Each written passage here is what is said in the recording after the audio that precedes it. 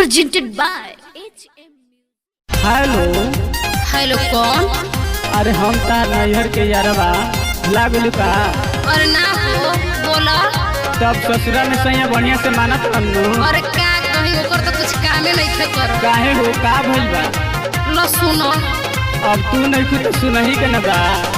सैया जवानी के करे न यूज सजे पयोते हो जाला कोनो फ्यूज।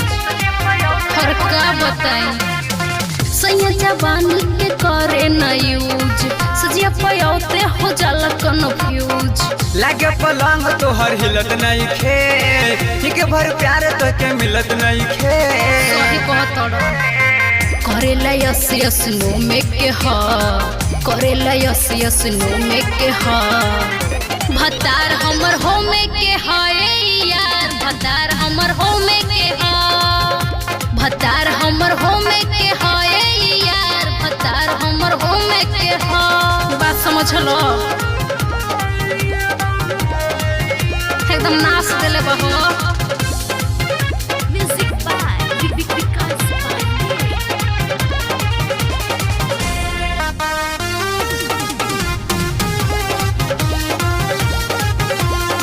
प्यारे लतन मन हमरो हरे ओकर तो भीतर से इच्छा न करे। वही भतार पतु रहू धधाई ऐसे कहे बोला तोड़ खोले न पवलस जवनिया के भाई। और तो हम जानत रही प्यारे लतन मन हमरो हरे ओकर तो भीतर से इच्छा न करे। वही भतार पतु रहू धधाई खोले न पवलस जवनिया के भाई। करे न फास्टी सलो में के हा करे न फास्टी सलो में के हा भतार हमर हो में के हा ए यार भतार हमर हो में के हा भतार हमर हो में के हा ए यार भतार हमर हो में के हा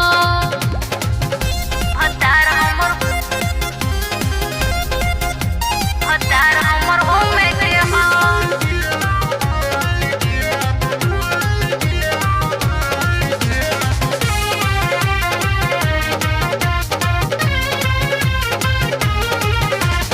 नैहर में आवतानी सरगम के जरी